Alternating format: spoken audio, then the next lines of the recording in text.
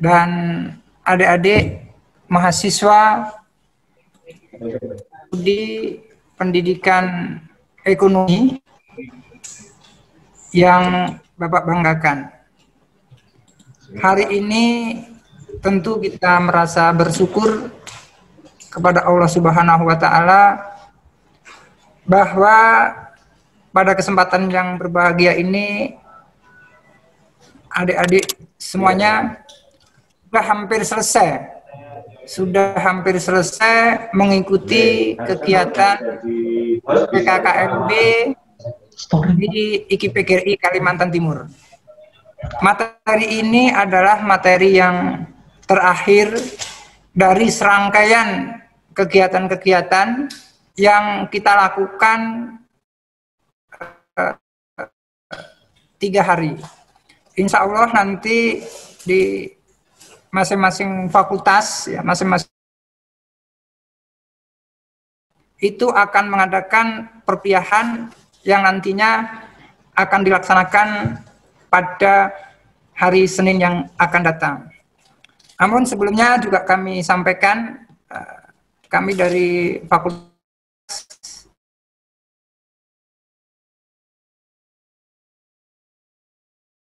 adik-adik, ya, selamat gabung di Fakultas Pendidikan Ilmu Pengetahuan Sosial, Prodi Pendidikan Ekonomi. Pada kesempatan ini nanti Bapak akan memberikan informasi secara umum, ya. Dan nanti juga secara teknis akan disampaikan juga oleh Ibu Tri Widari, selaku Ketua Prodi, dan nantian kegiatan itu. Nah, nantinya pada kesempatan ini kami berharap kepada anak-anakku sekalian atau adik-adik mahasiswa untuk bisa memperhatikan nanti dengan baik, ya. Kalau ada hal-hal yang sulit, tolong nanti juga bisa dicatat.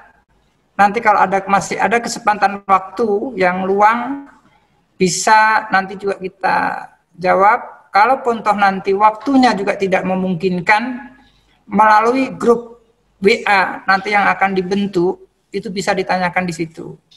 Ya, kami nanti dari fakultas akan secara sungguh-sungguh dan berhati-hati juga untuk memberikan jawaban-jawaban dari adik-adik yang memang ditanyakan. Bu Tri, disambung. Nah, pada kesempatan pagi hari ini, inilah agenda materi yang akan kami sampaikan secara teamwork, ya, teamwork secara bersama-sama. Nanti juga akan bergantian. Yang pertama tentu ya, selama perkuliahan di IKIP-PGRI Kalimantan Timur, jurusan pendidikan program studi pendidikan ekonomi, kami di fakultas mempunyai personel, ya, personel ketika nanti adik-adikku semuanya, adik-adik mahasiswa akan mengadakan kegiatan untuk berurusan dengan kampus, nama-nama inilah nanti yang bisa ditemui. Ya, jadi tidak lintas fakultas, ya, tidak lintas jurusan, tetapi di personel fakultas inilah nanti yang bisa diakses. Agenda yang kedua nanti, materi itu nanti ada perkuliahan online. Nanti juga akan disampaikan tentang perkuliahan online. Kemudian yang ketiga nanti tentang kegiatan administrasi, nanti juga akan disampaikan Mas Teddy, nanti akan saya singgung sedikit, ya. Kemudian yang keempat ada surat menyurat. Dari 4 agenda ini nanti secara detailnya nanti juga akan disampaikan masing-masing oleh di Prodi dan staf kami Mas Dedi. Tapi saya akan satu-satu, tetapi secara umum dulu. Kita lihat di personel di Fakultas Pendidikan Ilmu Pengetahuan Sosial di FPIPS ini ada 4 personel kita, ya. Itu di sebelah kiri nama saya sendiri selaku dekan, ya, dekan Fakultas Ilmu Pengetahuan Sosial di Prodi Ekonomi. Ini Ibu, saya Bapak sebagai dekannya. Di sebelah kanan itu ada Ibu Tri Widyasari MPD, ya. Beliau adalah Ketua Program Studi Pendidikan Ekonomi. Jadi penanggung jawab di kegiatan nanti di Prodi itu Ibu Tri yang bertanggung jawab. Kemudian nanti ya, ketika ada juga berurusan, ya, di samping ada dekan, kemudian ada prodi, kemudian nanti ada itu nanti bisa adik-adik bisa berurusan. Di staf itu ada 2 ya, itu ada Pak Suprianto di sebelah kiri, itu yang pakai dasi, yang baju biru, itu sudah kami perlihatkan. Kemudian di sebelah kanan itu ada Pak Didi Irawan, itu juga staf di Fakultas Pendidikan Ilmu Pengetahuan Sosial. Yang kebetulan beliau juga jadi moderator pada kegiatan itu. Nanti Putri. Nah, berikutnya ya inilah teman-teman kita ya, tim kita yang ada di fakultas yang ikut juga membantu kegiatan. Kiri ada foto-foto yudisium untuk mahasiswa yang akhir, yang sebentar lagi juga mereka akan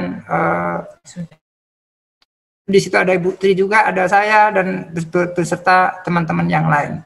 Nah, beberapa foto dokumen ya itu salah satu kegiatan-kegiatan kita di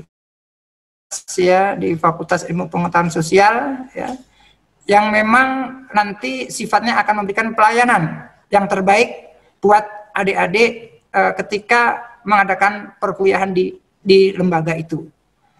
Sambung Bu Tri. Nah, berikutnya nanti adik-adik tadi personil sudah saya sampaikan secara sekilas. Kemudian kita lanjutkan nanti adanya di situ perkuliahan online. Nah, kita bahwa di masa COVID-19 atau pandemi COVID-19 ini semua kegiatan banyak yang berubah. Yang dulunya ketika adik masih sekolah di SMA tahun kemarin ya, itu perkuliahan dilaksanakan secara tatap muka. Seiring karena adanya musibah, adanya pandemi COVID-19, maka sekarang bergeser. Perkuliahan dari tatap muka langsung, dia akan bergeser menjadi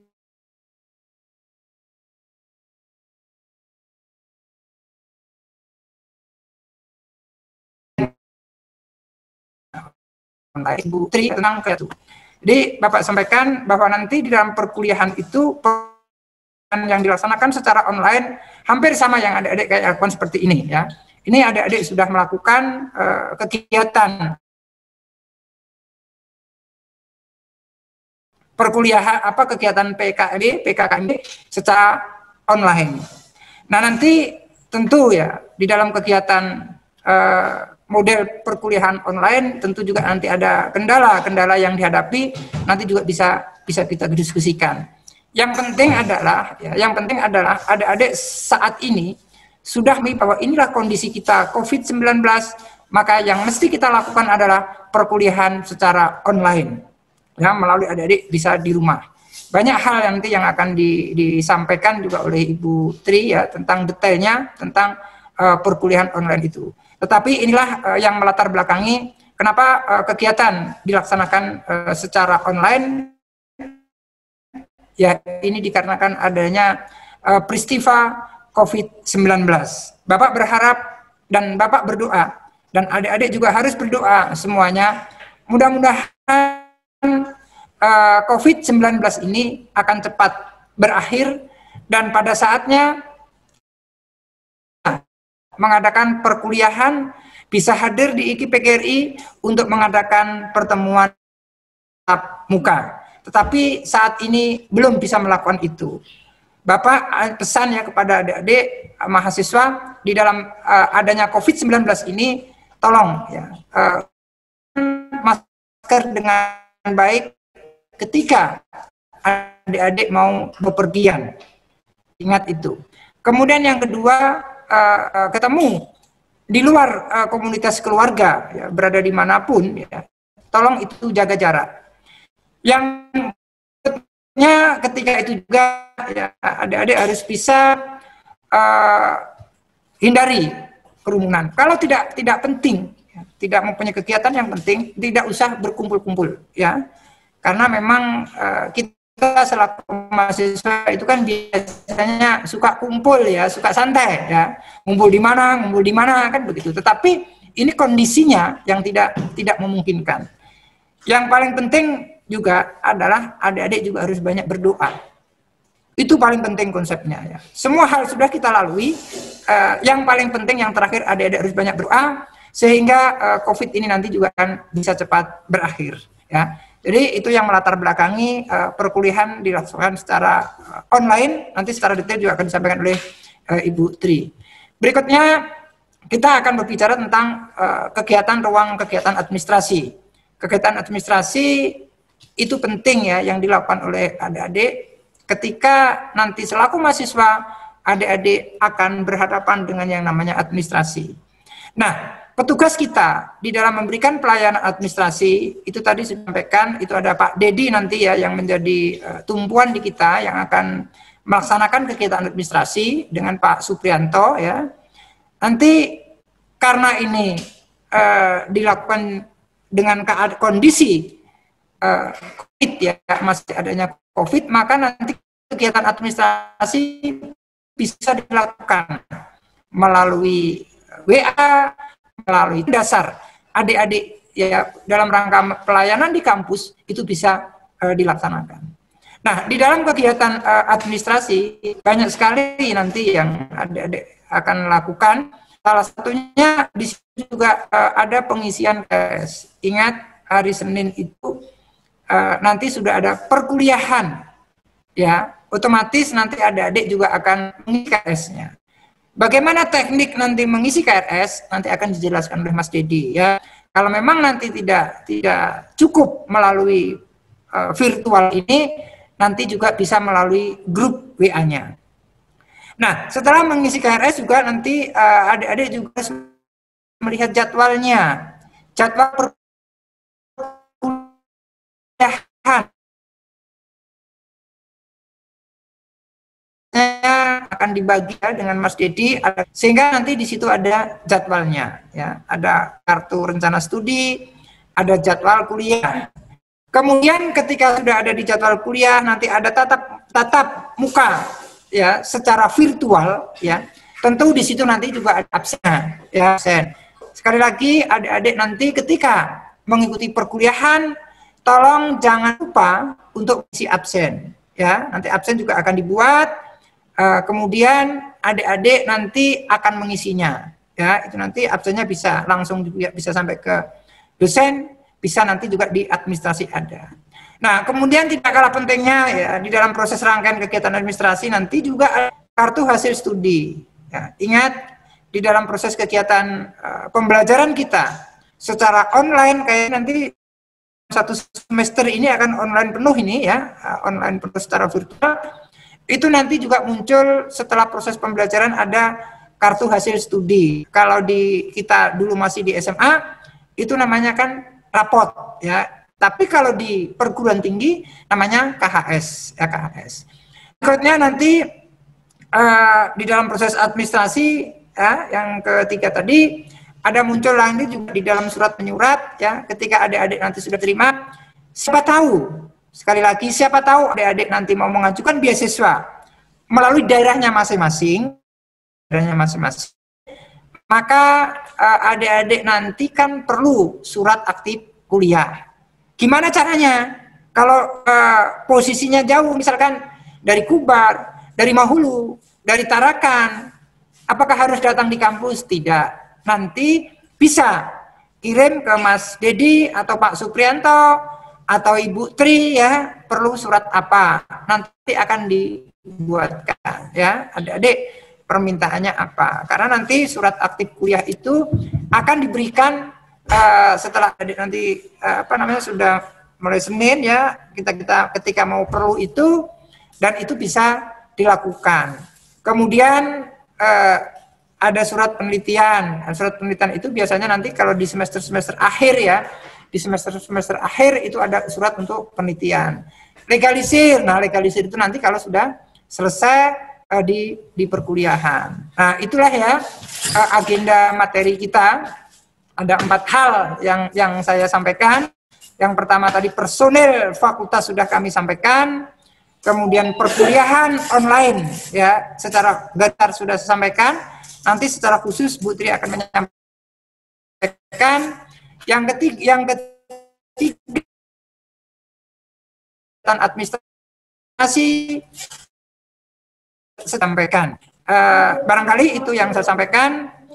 Jika ada hal-hal nanti yang perlu karena ditanya, nanti bisa ditulis di situ, dikirim melalui chat.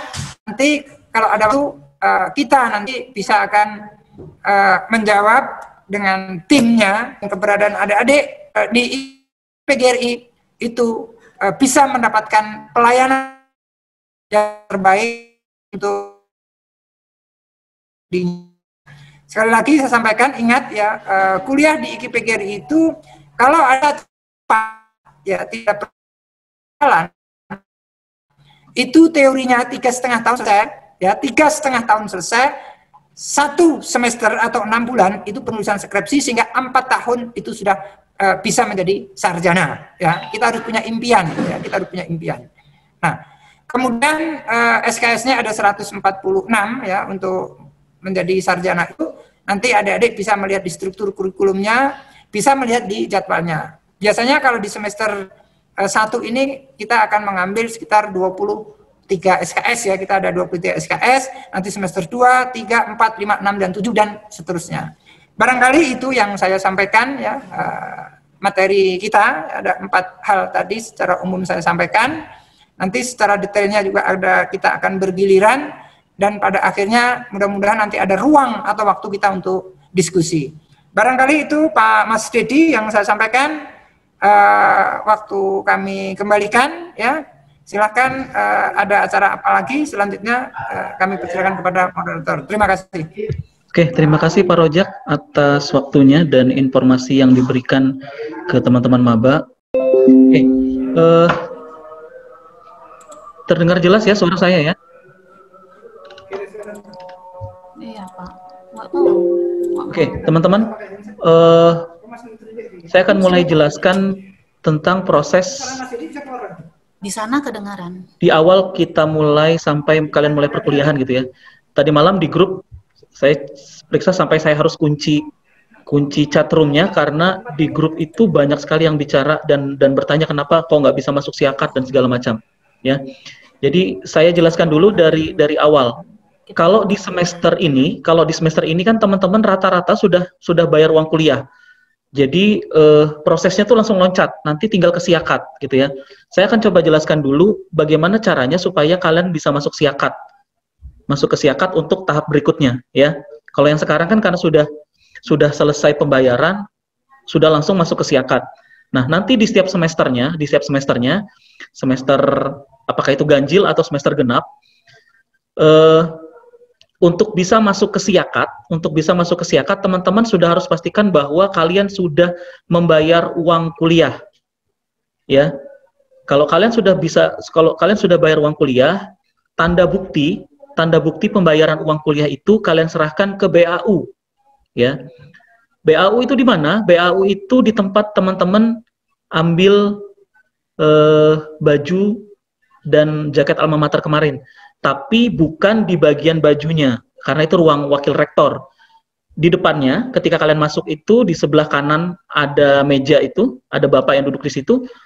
Tanda bukti, pastikan bahwa setiap kali kalian membayar, kalian pastikan bahwa kalian punya backup, karena yang putih itu dikumpulkan, sehingga yang teman-teman pegang itu adalah yang warna pink. Ya, slip banknya yang kalian pegang adalah warna pink. Dan biasanya, slip bank yang warna pink itu tulisannya tidak jelas, ya, tidak tertulis dengan jelas atau tidak nampak dengan jelas. Jadi pastikan bahwa setiap kali teman-teman melakukan pembayaran, buat backupnya dulu, ya, di copy dulu supaya kalian punya yang putihnya. Karena yang putihnya harus teman-teman serahkan ke BAU. Jadi di sana ada paku, silahkan tancapkan di sana. Nanti apakah hari itu atau beberapa hari kemudian biasanya teman-teman akan dapat tanda bukti. Tanda bukti surat keterangan lunas, ya, surat keterangan lunas. Surat itulah nanti yang dibawa ke prodi. Oke, Surat itulah yang nanti dibawa ke prodi untuk teman-teman bisa masuk ke dalam siakat. Karena setelah tunjukkan tanda buktinya, saya akan bukakan akun teman-teman yang di siakatnya supaya teman-teman bisa masuk. Ya, ada yang bertanya, langsung saya jawab sekalian ya. Bagaimana dengan yang transfer? Kalau yang di luar Samarinda, kalau yang di dalam Samarinda, saya sarankan tetap melakukan pembayaran melalui bank dan slipnya diantar ke kampus karena kan dekat. Tapi yang di luar dari Samarinda yang tidak memungkinkan datang ke kampus lewat bank, berarti nanti tinggal difoto untuk dikirim ke saya tanda bukti bahwa sudah membayar. Nanti tinggal saya bukakan. Tapi kan itu kondisinya ketika kita sekarang pandemi.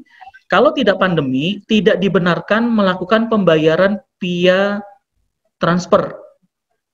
Ya, tidak dibenarkan melakukan pembayaran via transfer. Jadi, nanti untuk yang berikutnya, teman-teman bisa gini, kalau pembayaran biasa dilakukan di kampung, ketika di kampus, slipnya diambil. Slip pembayarannya diambil. Gitu. Di stok lah. Di stok.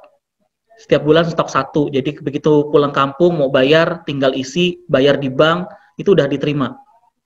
Ya, jadi hindarkan sebenarnya yang via transfer. Tapi dengan kondisi sekarang mau tidak mau. Oke. Sampai di tahap ini prosesnya benar ya, seperti yang teman-teman kemarin udah untuk bisa masuk kuliah, bayar kuliah dulu ya, sudah dilakukan, dan kemarin disuruh Pak Asep untuk masuk ke sistem siakat.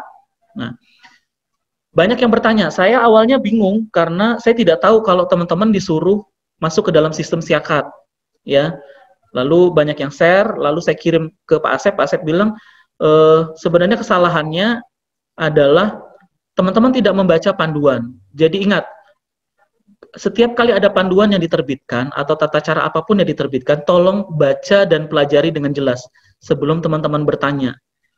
Karena kalau menjawab satu pertanyaan saja mungkin lebih gampang. Tapi bayangkan kalau semua tidak membudayakan untuk membaca terlebih dahulu, mempelajari terlebih dahulu, begitu dia trouble langsung bertanya. Gitu. Ternyata menurut Pak Asep, teman-teman harus masuk dengan menggunakan NPM, bukan menggunakan nama. Benar ya? Masuknya menggunakan NPM, bukan menggunakan nama. Nah, ada beberapa yang tidak masuk ternyata karena memang NPM-nya berubah. Terutama yang saya ingat namanya Cici. Cici nggak bisa masuk ya, Ci? Karena NPM-nya berubah. Ya, benar ya? Cici nggak bisa masuk karena NPM-nya berubah. Nanti, setelah kegiatan hari ini, teman-teman akan saya bagi menjadi 2 kelas. Kemarin sudah kita data. Yang terlambat dan segala macam harus terima dapat di kelas mana ya. Yang sudah ngirim tapi ternyata terlambat dari urutannya juga harus terima bahwa oh saya dapatnya di kelas B, oh saya dapatnya di kelas A ya. Oke.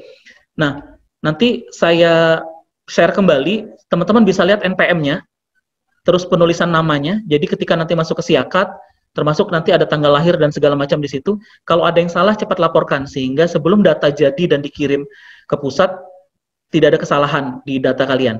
Ya, nanti selesai acara sore ini, acara kita hari ini, nanti akan dibagi grup kelas, akan dibagi jadwal kelas dan akan dibagi absensi kelasnya. Jadi tahu, oh saya masuk kelas A, saya masuk kelas B. Ya, oke. Kita lanjut. Nanti setelah kalian punya tanda bukti, kalian tinggal tunjukkan ke saya. Yang berada jauh dari Samarinda bisa difoto. Ya, tapi kalau untuk di tahap awal ini, karena saya bilang tadi kalian sudah loncat tahapannya, semua tuh bisa masuk ke siakat. Cuman saya belum tahu apakah nama kalian sudah terekam secara penuh ke siakat atau belum, apakah ada yang masih belum termasuk atau apa segala macam. Tapi setelah ini nanti coba saja untuk masuk menggunakan akun yang ada. Ya. Tapi ya itu tadi, baca dulu buku panduannya. Bagaimana tata cara masuk dan segala macam. Ya, setelah masuk, hal yang harus dilakukan pertama adalah mengisi data itu selengkap mungkin. Selengkap mungkin, ya. Jangan biasakan data itu kosong. Kecuali memang data itu tidak ada. Kecuali, ya. Usahakan apapun yang diminta di sana, usahakan dilengkapi. Kecuali memang tidak ada. Gitu. Nah, itu. Setelah kalian masuk ke siakat mengisi data, kita bicara tentang penjurnalan mata kuliah.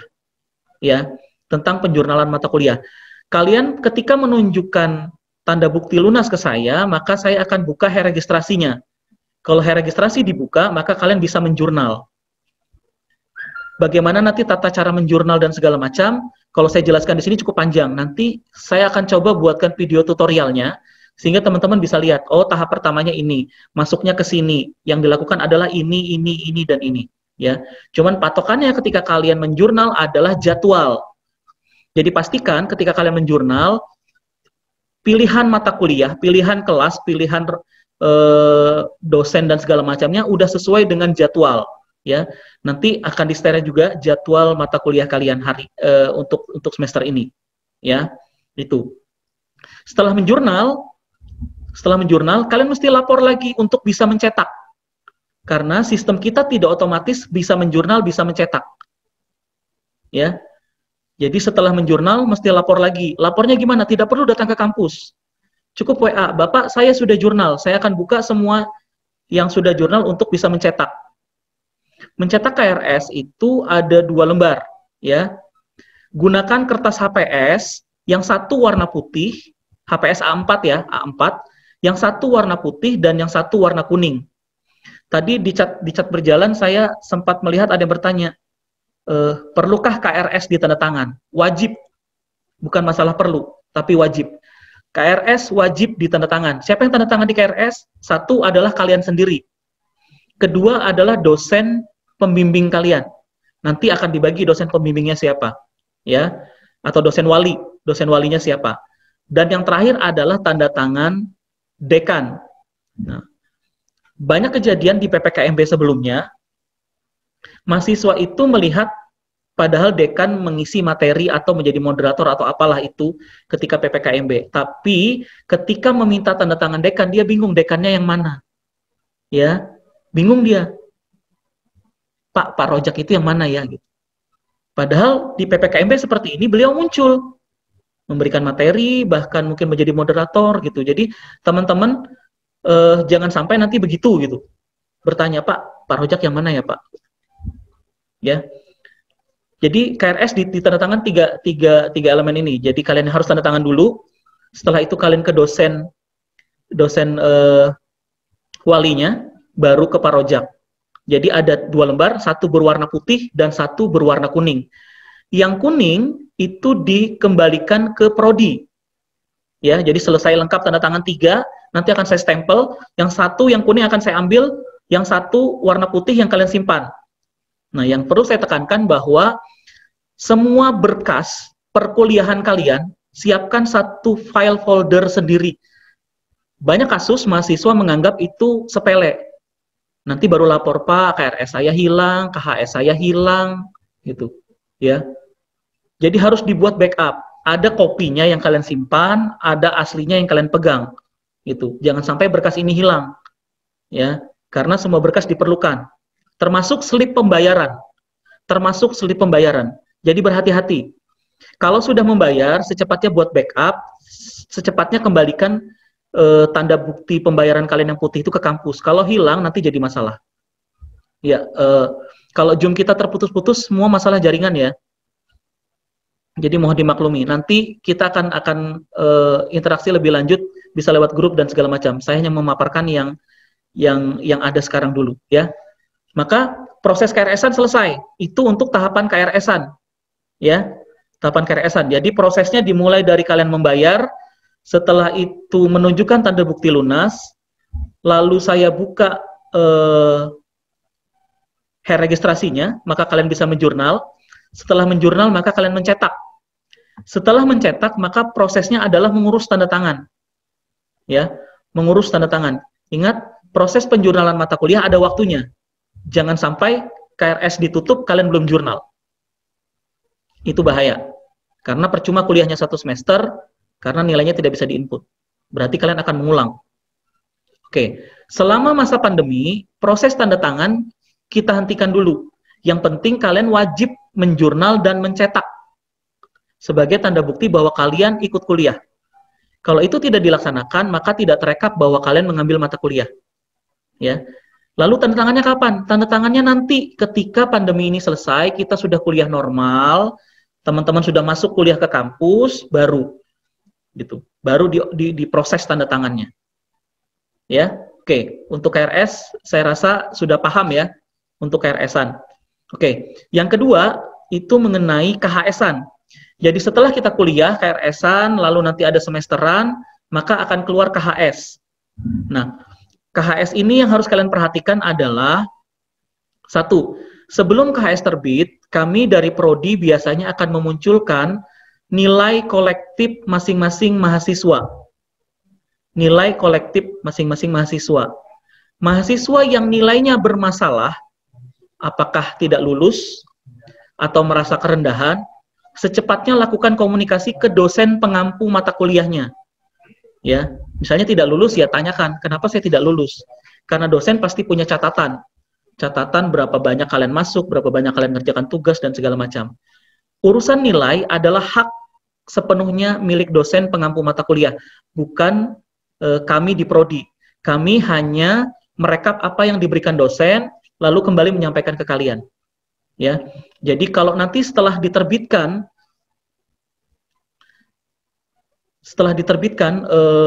KHS, setelah diterbitkan KHS, sebelum diterbitkan KHS, kami akan terbitkan dulu nilai kolektifnya.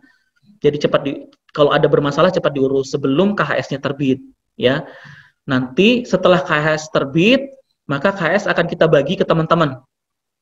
Saat ini sistem kita di Siakat tidak bisa membackup KHS 100% karena sistemnya sampai saat ini belum pernah diuji coba.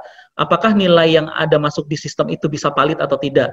Jadi untuk KHS masih diproses di Prodi, ya, bukan yang ada di sistem. Bukan yang ada di sistem, karena banyak kadang bertanya, Pak kok nilainya beda? Ya itu tadi, karena terkadang di Siakatnya itu ada sedikit trouble, sehingga dia tidak merekap dengan baik. Ya, oke. Nanti untuk urusan KHS dan KRS semua berurusan dengan saya. KHS dan KRS semua berurusan dengan saya. Tapi untuk urusan surat menyurat, nanti teman-teman akan bertemu dengan Pak Pri. Pak Pri yang mana? Pak Pri yang tadi ditampilkan, Pak Supriyanto AS. Ya. Jadi urusan surat menyurat dengan beliau. Oke, untuk surat menyurat, apapun itu, apakah aktif kuliah, apakah surat beasiswa, atau surat apapun yang sifatnya meminta ke